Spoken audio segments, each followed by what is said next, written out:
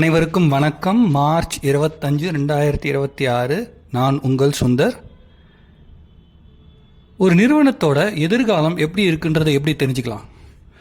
ஏன்னா நம்ம அதில் முதலீடு செய்ய போகிறோம்.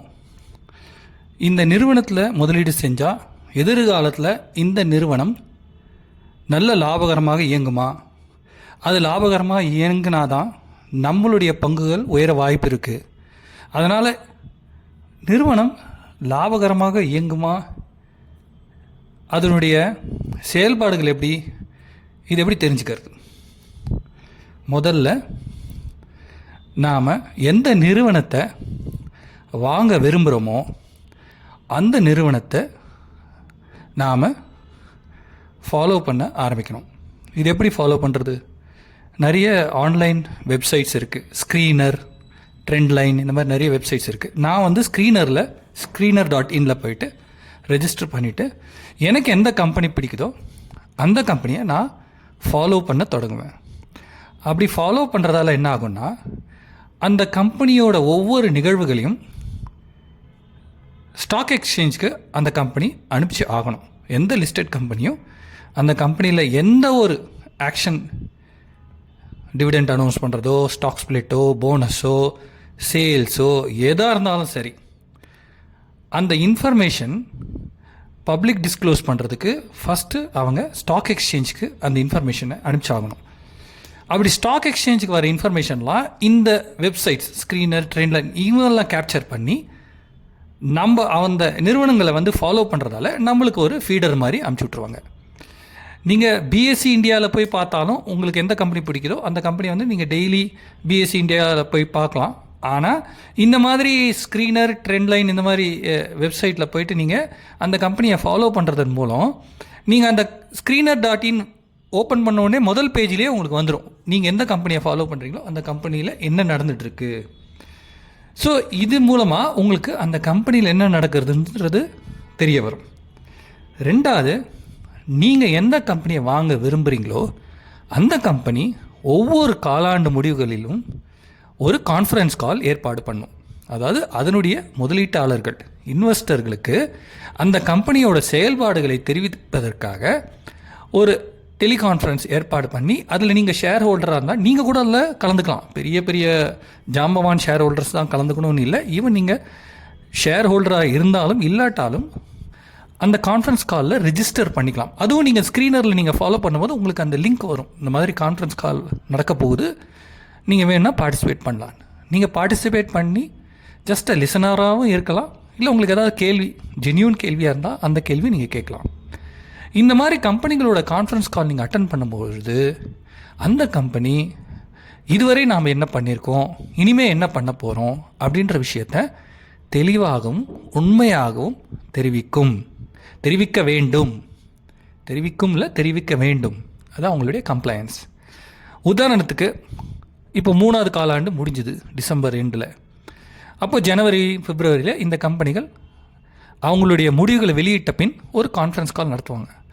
அந்த கான்ஃபரன்ஸ் காலில் அவங்க என்ன சொல்லுவாங்க, இந்த 3ஆம் காலாண்டில் போன வருஷத்தோடு நாங்கள் எவ்வளோ சிறப்பாக பண்ணோம், இந்த 3 காலாண்டுகள், முதல் காலாண்டு 2, 3 காலாண்டுகளை கூட்டி அதோட கூட்டுத்தொகை வருவாய் போன வருஷம் 3 காலாண்டோட வருவாயோட எவ்வளோ உயர்ந்திருக்கு, 4வது காலாண்டில் என்ன பண்ண போகிறோம், இந்த வருஷத்தோட மொத்த வருவாய் எவ்வளோ உயரப்போகுது, இப்படி பல விஷயங்களை தெரிவிப்பாங்க. இந்த விஷயங்கள் மூலம் நீங்கள் அந்த கம்பெனியோட எதிர்கால லாபத்தை கணிக்க முடியும். உதாரணத்துக்கு நம்ம ஈஸியானது ஒரு ஆட்டோமொபைல் இண்டஸ்ட்ரின்னு எடுத்துப்போம்.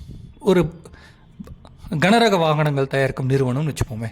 Heavy motor vehicle, passenger vehicles, commercial vehicles, கனரக வாகனங்கள், ஹெவி மோட்டர் வெஹிக்கிள்ஸ், ட்ரக் தயாரிக்கிறாங்க, பஸ்ஸஸ் தயாரிக்கிறாங்கன்னு வச்சுக்கோங்க.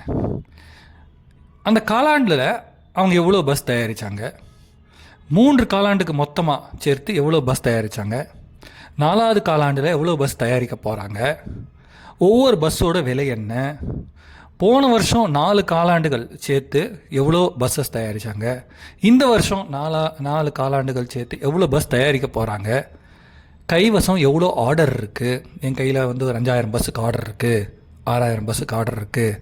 இப்படி பல விஷயங்கள் அந்த காலில் அவங்க தெரிவிப்பாங்க. அதை வச்சு நீங்களே ஒரு சிறிய கால்குலேஷன் பண்ணலாம். இல்லை சில சமயம் அந்த கான்ஃபரன்ஸ் கால்லையே அவங்களே கால்குலேட் பண்ணி ஒரு நம்பரை சொல்லுவாங்க. 20% உயர வாய்ப்பு இருக்கிறது இந்த வருஷம் முடிவில் 4 காலாண்டுகளையும் சேர்த்தா வருஷ முடிவில் எங்களுக்கு இவ்வளோ வருவாய் உயர வாய்ப்பு இருக்குது, அடுத்த வருஷம் இதை விட இவ்வளோ உயர வாய்ப்பு இருக்குது அப்படின்னு அவங்க தெரிவிப்பாங்க. அப்படி தெரிவிக்கும்பொழுது நீங்களே ஒரு mathematical calculation, EPS earning per share எவ்வளோ உயர வாய்ப்பு இருக்குது. 100 பஸ் பண்ணால் இபிஎஸ் 2 ரூபா இருக்குன்னு வச்சுக்கோங்க. 200 பஸ் பண்ணால் இபிஎஸ் 4 ரூபா ஆக வாய்ப்பு இருக்கிறது, டபுள் இல்லையா?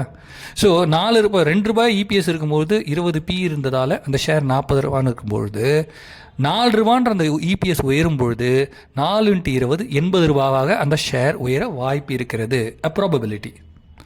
ஸோ இந்த மாதிரி நீங்கள் கால்குலேட் செய்யலாம். இபிஎஸ் ஏர்னிங் பர் ஷேர் தான் ரொம்ப ரொம்ப முக்கியம். எந்த கம்பெனியானாலும் சரி, end of the day earning per share தான் அந்த கம்பெனியோட சந்தை விலையை நிர்ணயிக்கும்.